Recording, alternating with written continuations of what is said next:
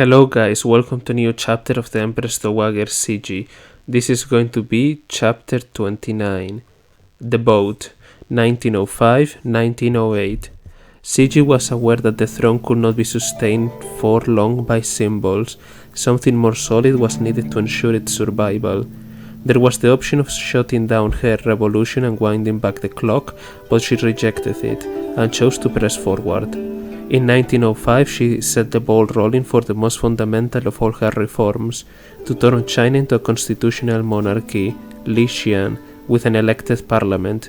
She hoped that a constitution would set in concrete the legitimacy of the Qin dynasty, while enabling a large part of the population, mostly the Han Chinese, to participate in the affairs of the state. This historic move, involving an election with as wide an electoral base as the West, meant the introduction of the vote into China.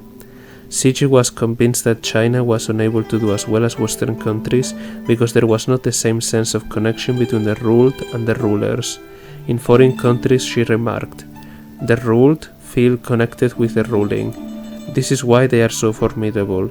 Only the vote could produce this connection." From her vantage point, she saw clearly the benefit of a parliament monarchy such as Britain. Once talking about Queen Victoria, Cixi observed, "England is one of the great powers of the world, but this has not been brought about by Queen Victoria's absolute rule. She had the able men of parliament back of her at all times, and of course they discuss everything until the best result was obtained. In China I have 400 million people, all dependent on my judgment. Although I have the Grand Council to consult with, anything of an important nature I must decide myself."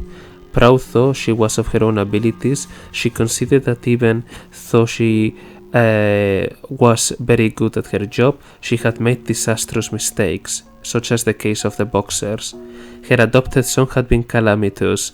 Indeed, she could think of no one at court remotely capable of succeeding as an absolute monarch, especially in the modern world. At the time, the idea of a constitutional monarchy was very much in the air, and some newspapers were promoting it. All among them was the mainstream paper in Tianjin, the Ta Kung Pao, whose editor was a Manchu who had married an Aishin Gyoro. As a member of the royal family, the editor's wife was in and out of the court and wrote a lively column about court life. It is an indication of Cixi's tolerance that the editor was a Catholic, and the paper professed allegiance to Emperor Guangzhou and urged Cixi to retire. An opinion article in 1903 remarked that the process of political reform has always gone from absolute monarchy to constitutional monarchy and then on to a democracy. If we want to reform China's political system, a constitutional monarchy is our only route. In April 1905, the newspaper invited essays on the theme, "What must we do urgently to revive China?" Many contributors contended that they must end autocracy and build a constitutional monarchy. Endorsing this view and addressing other proposed priorities like developing industry, commerce and education, an editorial argued that without changing our political system, all these, even if developed, would not have a solid foundation to rest on, and there would still be the chasm between the ruling and the ruled. In reaching her decision, Cixi may well have taken heed of press comments. On July 16, 1905, Cixi announced that a commission would be sent to a number of Western countries to study their political systems. She stressed to the commission that their job was to study how the different parliamentary governments were organized, so we can put a suitable system into practice when you come back. By seizing the initiative and commencing the mammoth task from the apex of the pyramid, as a contemporary Western observer put it, Cixi was able to protect the interests of her dynasty. Heading the commission was Duke Cixi, a direct descendant of the Aishin Gyoro family, who was married to another daughter of Cixi's brother, Duke Xiang. He and other grandees involved in the project would ensure that no harm would come to the Manchus in the new system. They would also help Cixi to convince other Manchus who fear for their future. The commission was divided into two groups and would travel to Britain, France, Germany, Denmark, Sweden, Norway, Austria, Russia, Holland, Belgium, Switzerland and Italy, as well as Japan and America. On September 24, Duke Cixi and his large entourage of carefully selected assistants boarded a train at Beijing railway station to begin their journey. At that moment, Wu Yue, a republican dedicated to overthrowing the Manchu dynasty, detonated a bomb in the Duke's carriage, wounding him and more than a dozen other passengers. 3 were killed, including the bombing herself. Wu She was China's first suicide bomber. Cixi, in tears when she comforted members of the commission, reaffirmed her determination to continue the enterprise. The men departed later that year, having been told that they carried her high hopes with them. While they were away, a constitution office was set up to research the different kinds of parliamentary monarchy, with the goal of devising the constitution which best suited China. The commissioners returned from their travels in summer 1906. Knowing how eagerly the Empress Dowager was waiting, Duke Cixi went straight from the train station to the summer palace and presented his application for an audience. Cixi saw him at the crack of dawn the following morning, and the audience lasted for 2 hours. In addition to seeing him again, she had audiences with other commissioners. They wrote reports which extended over many dozens of volumes and were presented to the Constitution Office. In an epoch-making proclamation on September 1, 1906, in her own name, Empress Dowager Cixi announced her goal of establishing a constitutional monarchy with an elected parliament, which would replace the existing absolute monarchy. Western countries, she said, were rich and strong because of this political system, in which the public participate in state affairs, and the creation and spending of the country's wealth, together with the planning and execution of its political affairs, are open to all. She made it clear that in the Chinese version, the executive power resides with the court, while the court and the public have their own affairs of state that they can attend to. She asked the popular opinion of the public to be public-spirited, pursue the road of evolution, and make the transition in an orderly, conservative and peaceful manner. She bid them strive to become qualified citizens. The people were now citizens of the country. Wu Ming. The proclamation generated tremendous waves. Newspapers printed special editions devoted to the subject. When he read about it in Japan, Lin Chi-dao, Fox Kang's closest colleague, felt that a new epoch had arrived and immediately set about organizing a political party, one of many organizations that began to spring up. Cixi's government engaged in a huge amount of preparatory work, drafting laws, spreading educational opportunities, informing the public about the new political system, founding the police, and training them in how to keep order in the modern ways, and so on. 2 years later, on August 27, 1908, a draft outline of the Constitution was published with Cixi's endorsement. This historic document combined the political traditions of the East and the West. Continuing the age-old Oriental custom, it gave real political power to the monarch, who still had the government and retained the final say. Parliament would draw up laws and proposals, but all were subject to the approval of the monarch, who would then issue them. The inviolable power of the throne was stressed in the draft outline, not least through its opening line: "The Qin dynasty shall rule over the Qin Empire forever, and shall be honored through all ages." Drawing from Western practices, the people were guaranteed a number of fundamental rights, including the freedoms of speech, writing, publication, assembly and association, and the right to be members of parliament as long as they were qualified by law. A parliament was to be founded, where elected representatives of the people would have a significant say in state affairs, including the budget.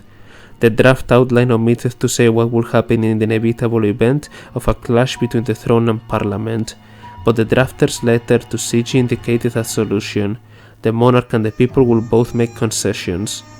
A preliminary assembly, Shi Zhenyuan, had set it up in 1907 to act as a transitional parliament.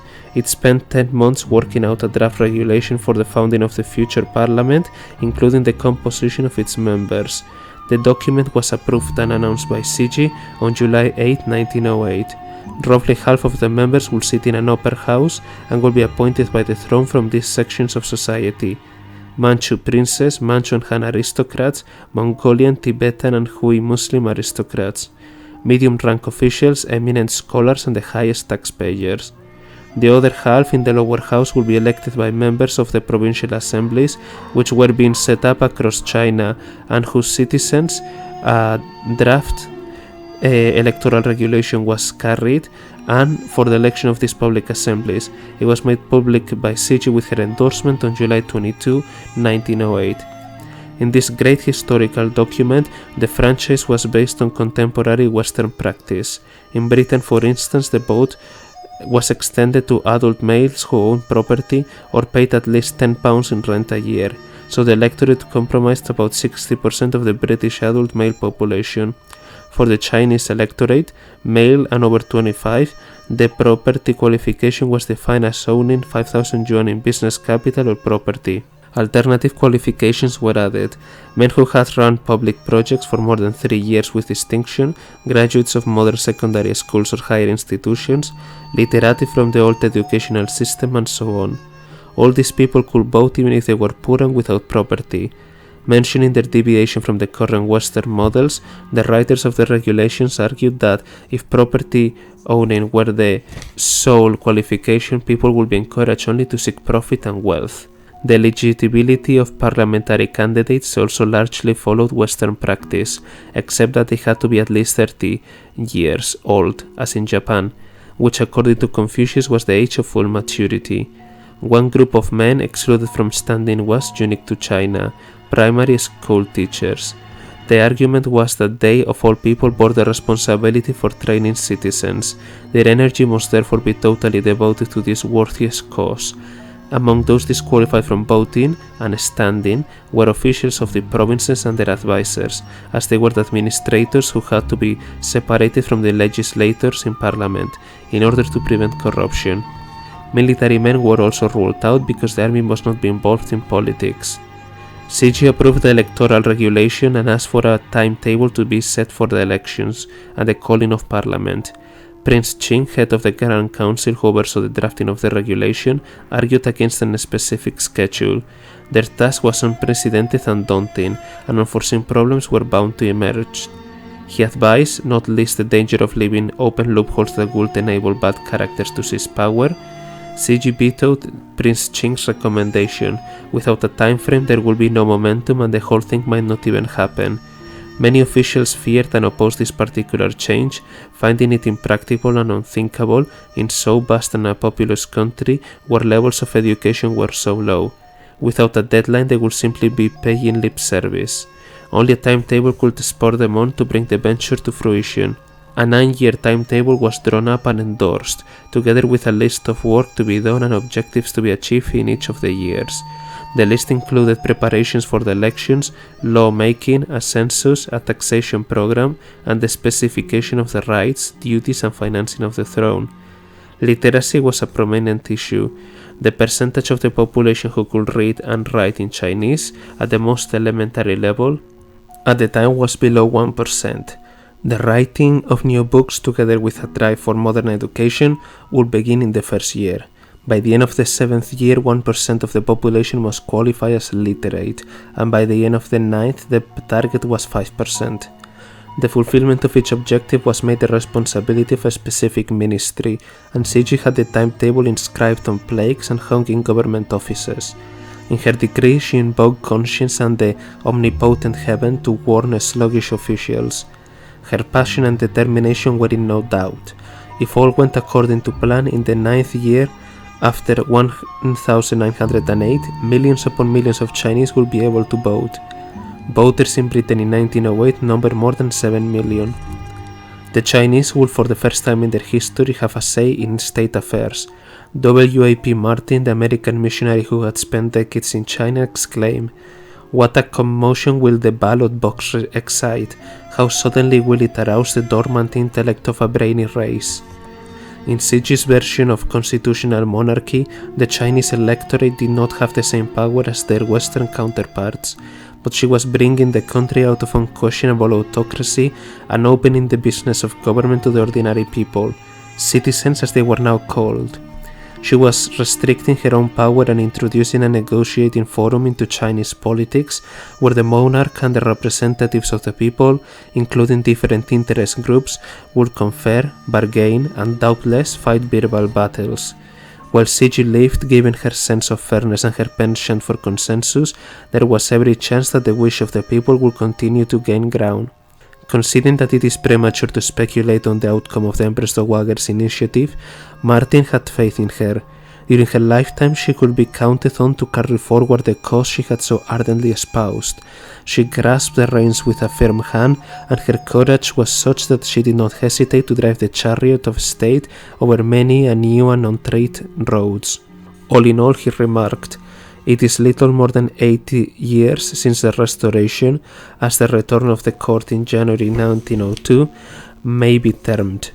It is in this period safe to assume that she has asserted very sweeping reforms and decreed them in China, than ever more in the half a century of any other country, if any one exception being Japan, whose example the Chinese profess to follow, and France in the Revolution, of which Macaulay remarks that they changed everything, from the rites of religion to the fashion of a shoe buckle.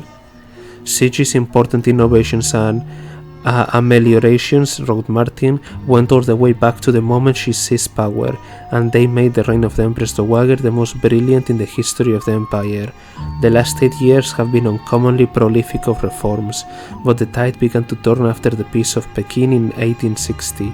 Since that date, every step of the adoption of modern schools was taken during the regency of that remarkable woman, which dated from 1861 to 1908. Out of those 47 years, Cixi effectively ruled for 36, her son for 2 and her adopted son for 9. Given how much she had achieved during her period in power and the colossal odds she had faced and overcome, it does not seem far-fetched to expect that suffrage would soon have been introduced into China in 1916 if the Empress Dowager had lived.